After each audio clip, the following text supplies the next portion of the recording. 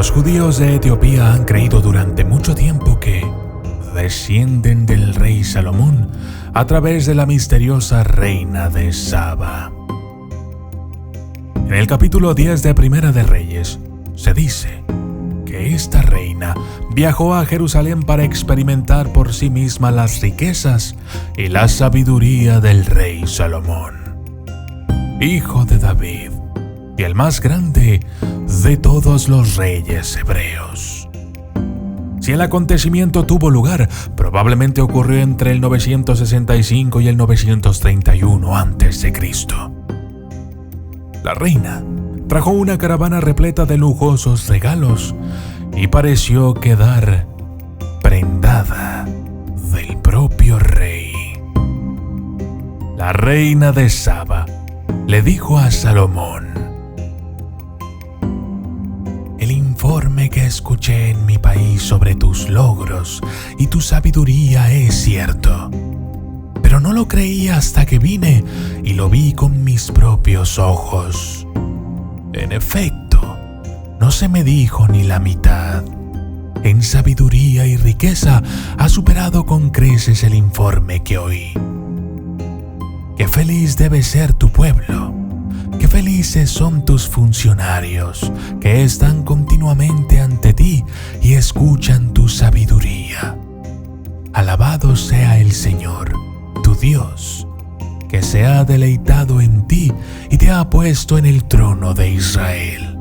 Por el amor eterno del Señor a Israel, te ha hecho rey para mantener la justicia y la rectitud. Y le dio al rey 120 talentos de oro, grandes cantidades de especias y piedras preciosas. Nunca se trajeron tantas especias como las que la reina de Saba le dio al rey Salomón. Pero, ¿quién era esta reina?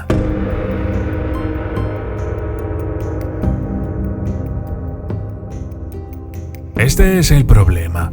Nadie sabe realmente quién era la reina de Saba ni de dónde venía exactamente. Pero hay dos tradiciones.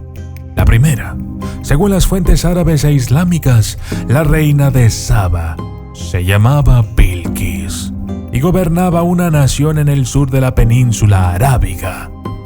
Habría estado situada en lo que hoy es Yemen. Segundo, los registros etíopes afirman desde hace tiempo que se llamaba Maqueda y que gobernaba un imperio situado en el norte de Etiopía. Esto nos dice un par de cosas.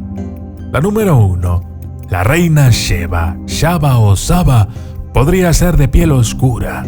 Y número 2, se puede confirmar que se trata de una historia y no de una leyenda sin fundamento, ya que las pruebas arqueológicas indican que en la misma época en que se dice que vivió la misteriosa monarca, Etiopía y Yemen estuvieron gobernadas por una única dinastía durante 4 siglos. En otras palabras, ambas tradiciones podrían ser correctas. La reina de Saba podría haber gobernado todo el imperio de Etiopía y Yemen. Cuando partió de Jerusalén para volver a casa, parece que se llevó algo más que los regalos de oro y plata de Salomón. De generación en generación se cuenta que el rey Salomón estaba tan enamorado de Maqueda o Bilquis o la reina de Saba que la invitó a quedarse en su ala del castillo. Ella aceptó, siempre y cuando Salomón prometiera no hacer ningún tipo de insinuación sexual hacia ella.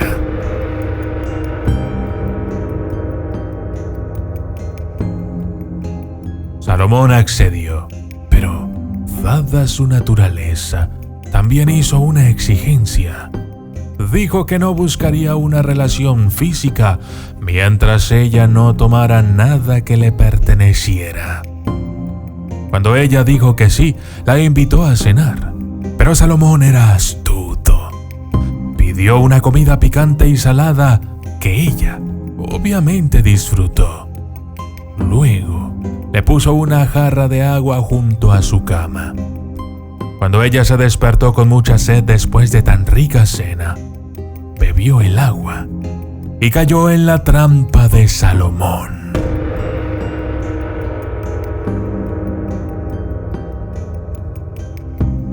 Él entró inmediatamente en su habitación y declaró que ella le había robado el agua. Tras perder el trato, se acostó con Salomón esa misma noche. Esto hace que uno se pregunte si la reina realmente era tonta o si estaba coqueteando a su manera. Sea como fuere, regresó a Etiopía con el hijo del rey Salomón, Menelik I.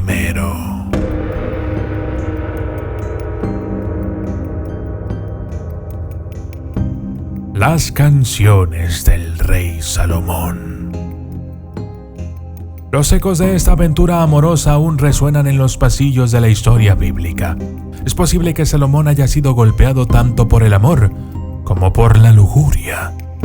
En las escrituras hebreas hay un libro que fascina constantemente a los estudiosos, conocido como el Cantar de los Cantares, y consiste en una serie de poemas de amor, algunos de los cuales son tan gráficos que la mayoría de los estudiosos los interpretan como una alegoría que representa el amor de Dios por la humanidad.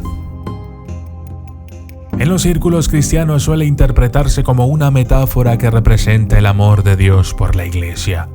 El lenguaje detallado del cantar recibe así un brillo teológico de respetabilidad, representando la unión del alma humana con Dios. Esto hace que sea más fácil de explicar a los laicos. Aquí, una pequeña parte de ello. Capítulo 1, versículos 5 y 6. Palabras pronunciadas por una mujer que está expresando su amor. Soy negra, pero hermosa, oh hijas de Jerusalén, como las tiendas de Cedar, como las cortinas de Salomón. No me miréis, porque soy negra, porque el sol me ha mirado.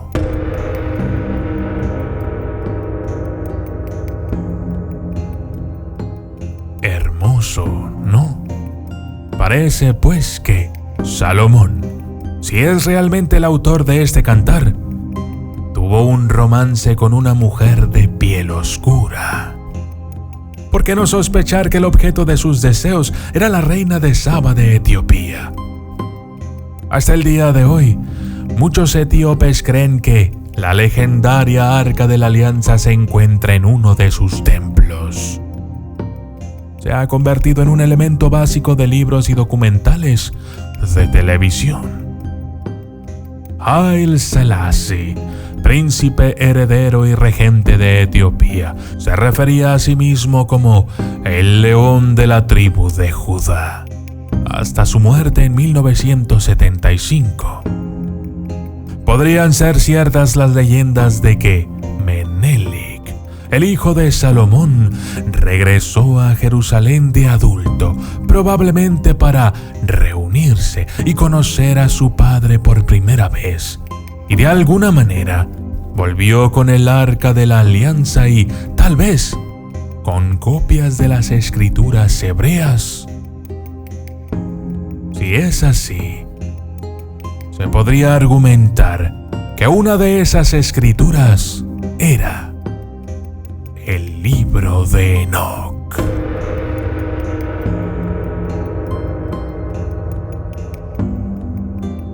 Y yo soy el documentalista. Y esto fue Menelik, el hijo del rey Salomón, y Saba, su hermosa esposa de piel oscura.